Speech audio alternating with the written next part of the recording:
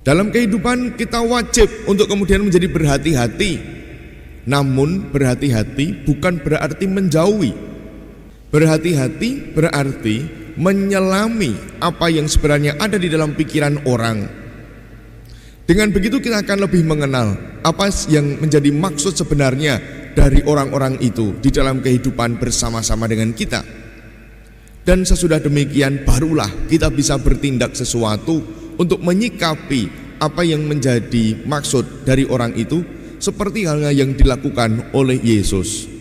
Pola pikir dan cara bertindak Yesus inilah yang juga bisa kita lakukan di dalam kehidupan kita sehari-hari. Jangan takut, sejauh apa yang kita pikirkan dan kita lakukan masih ada dalam koridor kehendak Allah, maka tidak perlu khawatir dan takut ketika kita harus berhadapan dengan orang-orang semacam itu. Titah Tuhan itu tepat menyukakan hati, perintah Tuhan itu murni, membuat mata kita ceria. Dalam nama Bapa dan Putra dan Roh Kudus, amin. Kasih karunia dan damai sejahtera dari Allah Bapa dan dari Tuhan kita Yesus Kristus besertamu. Selamat pagi, berkah dalam. Mari kita siapkan diri kita agar kita pantas untuk merayakan perayaan Ekaristi pada hari ini. Marilah berdoa. Allah Bapa yang Maha Penyayang, Engkau senantiasa menyelenggarakan hidup kami dalam Putra-Mu Yesus Kristus. Teguhkanlah iman kami agar kami dapat berjalan dalam bimbingan-Mu dan hidup atas dasar kasih-Mu. Dengan pengantaraan Yesus Kristus Putra-Mu Tuhan kami, yang bersama dengan Dikau dalam persatuan Roh Kudus hidup dan berkuasa Allah sepanjang segala masa. Amin. Hatiku bersukacita atas kebijaksanaan. Pembacaan dari kitab Putra Sirach. Aku hendak bersyukur kepadamu ya Tuhan, dan memuji nama Tuhan. Pada masa mudaku, sebelum mengadakan perjalanan, kebijaksanaan telah kucari dengan sungguh dalam sembahyangku. Kebijaksanaan itu telah kumohon di depan bait Allah, dan akan kukejar sampai akhir hidup. Hatiku bersukacita atas kebijaksanaan, karena bunganya yang bagaikan buah anggur masak. Kakiku melangkah di jalan yang lurus, dan sejak masa mudaku telah kuikuti jejaknya. Hanya sedikit saja kupasang telingaku, lalu mendapatinya, dan memperoleh banyak pengajaran bagi diriku. Aku maju di dalamnya, dan kuhormati orang yang memberikan kebijaksanaan kepadaku. Oleh karena aku berniat mengamalkannya, maka dengan rajin kucari yang baik, dan aku tidak dikecewakan. Hatiku memperjuangkan kebijaksanaan, dan dengan teliti kulaksanakan hukum Taurat. Tanganku telah kuangkat ke surga, dan aku menyesal karena belum cukup tahu akan kebijaksanaan. Hatiku telah kuarahkan kepada kebijaksanaan, dan dalam kemurnian hati aku menemukannya. Demikianlah sabda Tuhan. Syukur kepada Allah. Titah Tuhan itu tepat menyukakan hati. Titah Tuhan itu tepat menyukakan hati.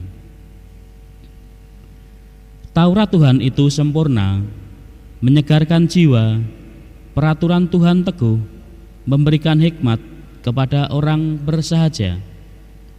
Titah Tuhan itu tepat menyukakan hati.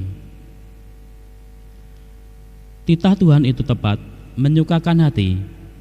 Perintah Tuhan itu murni, membuat mata ceria. Titah Tuhan itu tepat menyukakan hati. Alleluia, alleluia, alleluia, alleluia, alleluia, alleluia. Semoga sabda Kristus tinggal dalam diri kalian secara melimpah. Bersyukurlah dengan perantaraan Kristus pada Allah Bapa kita. Alleluia, alleluia, alleluia. Tuhan sertamu. Inilah Injil Yesus Kristus menurut Markus. Beberapa waktu sesudah mengusir para pedagang dari halaman bait Allah, Yesus dan para muridnya tiba kembali di Yerusalem. Ketika Yesus sedang berjalan-jalan di halaman bait Allah, datanglah kepadanya imam-imam kepala, ahli-ahli Taurat dan kaum tua-tua. Mereka bertanya kepada Yesus, "Dengan kuasa manakah engkau melakukan hal-hal itu? Dan siapakah yang memberikan kuasa itu kepadamu sehingga engkau melakukan hal-hal itu?" Yesus menjawab mereka, "Aku akan mengajukan satu pertanyaan kepada kalian. Jawablah aku, dan aku akan mengatakan dengan kuasa mana kulakukan hal-hal itu. Pembaptisan Yohanes itu dari surga atau dari manusia? Jawablah." Mereka memperbincangkannya seraya berkata, "Jikalau kita katakan dari Allah," ia akan berkata, "Kalau begitu, mengapa kalian tidak percaya kepadanya? Tetapi masakan kita katakan dari manusia?" Sebab mereka takut kepada orang banyak, karena semua orang menganggap bahwa Yohanes betul-betul seorang nabi. Maka mereka menjawab kepada Yesus, "Kami tidak tahu." Maka kata Yesus kepadanya, "Jika demikian, aku pun takkan mengatakan kepada kalian dengan kuasa manakah aku akan melakukan hal-hal itu." Demikianlah Injil Tuhan. Terpujilah Kristus. Ibu bapak dan saudari-saudaraku yang terkasih, selamat pagi, berkah dalam. Hari ini kita belajar dari pengalaman Yesus bersama dengan para muridnya ketika berhadapan dengan para imam kepala, para ahli Taurat dan juga kaum tua-tua pada zaman itu. Ketika para ahli Taurat, imam-imam kepala dan juga kaum tua-tua ingin menjebak Yesus dengan mengajukan pertanyaan, tetapi Yesus menjawabnya dengan sangat cerdik, mengajukan pertanyaan balik dan mereka tidak bisa menjawab. Saudari-saudara yang terkasih, kita bisa belajar dari pengalaman perjumpaan antara Yesus dengan orang-orang yang tadi ingin menjebak Yesus, bahwa di dalam kehidupan kita sehari-hari kita mengalami banyak hal dan banyak peristiwa di mana ada orang lain yang sungguh seakan-akan ingin menjatuhkan diri kita dengan berbagai macam cara dan juga dengan kelicikannya. Dalam bahasa Jawa kita mengenal tembung atau kata lamis. Di depan kita ada orang yang nampaknya sungguh-sungguh baik. Di depan kita dia seakan-akan menjadi orang yang begitu penurut dan taat. Di depan kita menjadi orang yang begitu baik, yang begitu halus, lemah lembut dan sebagainya. Orang yang seakan-akan mendukung segala sesuatu yang menjadi perbuatan ataupun mendukung segala sesuatu yang menjadi pemikiran kita. Tetapi di balik semuanya itu sebenarnya dia menyimpan sesuatu untuk kemudian bisa menjatuhkan kita atau menjebak kita. Tinggal menunggu waktunya, semuanya akan dieksekusi. Begitu kasarannya. Demikian pula relasi antara Yesus dengan imam-imam kepala, ahli-ahli Taurat dan juga tua-tua kaum Yahudi pada zaman itu. Mereka semua mengikuti Yesus, mencoba untuk mendalami apa yang dilakukan oleh Yesus. Dan kemudian mereka bertanya, pertanyaannya sebenarnya halus. Dengan kuasa mana engkau melakukan semuanya itu? Seakan-akan mereka ingin tahu, memiliki rasa ingin tahu yang mendalam. Dan kemudian mereka seakan-akan pengen dengan begitu mengenal Yesus dengan mendalam. tetapi di balik itu semua mereka merencanakan sesuatu dan tinggal mengeksekusi saja. Mereka ingin menjebak Yesus, dan kita tahu pada akhirnya bagaimana mereka semua terus-menerus akan berkonflik dengan Yesus. Di dalam kehidupan kita juga selalu dihadapkan dengan orang-orang seperti itu. Tetapi yang bisa kita lakukan adalah seperti halnya Yesus. Bagaimana kita mencoba di dalam kehidupan mendasarkan segala sesuatu yang kita pikirkan dan kita perbuat dengan cara pandang Allah, dengan pola pikir Tuhan, dengan cara-cara Yesus sendiri. Dalam kehidupan kita wajib untuk kemudian menjadi berhati-hati. Namun berhati-hati bukan berarti menjauhi. Berhati-hati berarti menyelami apa yang sebenarnya ada di dalam pikiran orang. Dengan begitu kita akan lebih mengenal apa yang menjadi maksud sebenarnya dari orang-orang itu di dalam kehidupan bersama-sama dengan kita. Dan sesudah demikian barulah kita bisa bertindak sesuatu untuk menyikapi apa yang menjadi maksud dari orang itu, seperti halnya yang dilakukan oleh Yesus. Pola pikir dan cara bertindak Yesus inilah yang juga bisa kita lakukan di dalam kehidupan kita sehari-hari.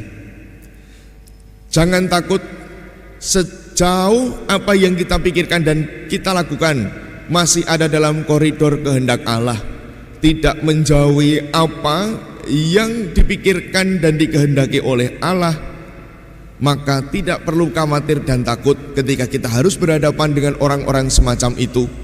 Karena dimanapun kita berada, kapanpun kita diutus, pasti kita tetap akan menemukan orang-orang yang semacam itu, apapun profesi kita. Maka yang bisa kita buat sekali lagi, mengolah diri, mengolah hidup menjadi semakin bijaksana, yakni menggunakan cara pandang dan pola pikir Yesus, pola pikir Allah sendiri, seturut dengan kehendak Allah, dan memperjuangkan segala sesuatu yang menjadi kebenaran sesuai dengan kehendak Allah itu sendiri. Semoga Tuhan senantiasa menyertai hidup kita, sehingga kita tidak menjadi takut untuk berbuat atau mengusahakan memperjuangkan kebenaran di dalam hidup kita, dan tetap waspada meskipun juga tidak menjauhi setiap orang, tetapi menjadi semakin peka, semakin bisa menyelami hidup setiap orang yang kita jumpai. Tidak menjadi curiga, tidak menjadikan kita menjauh, tetapi kewaspadaan itu berarti mencoba untuk lebih dalam menyelami hidup orang lain, mengerti maksud orang lain, apa yang kemudian dikersake, apa yang dimaui, apa yang dikehendaki. Sejauh itu pun juga menuju kepada kebenaran, itu pun juga bisa membangun kehidupan kita bersama. Semoga Tuhan menyertai hidup kita kini dan sepanjang segala masa. Amin. Marilah berdoa.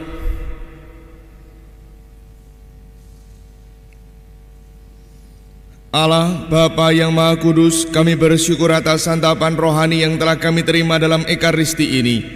Semoga kami hidup di dunia ini dengan penuh syukur, rela berkurban demi keselamatan sesama, dan senantiasa rindu akan tanah air surgawi dengan pengantaraan Kristus Tuhan kami.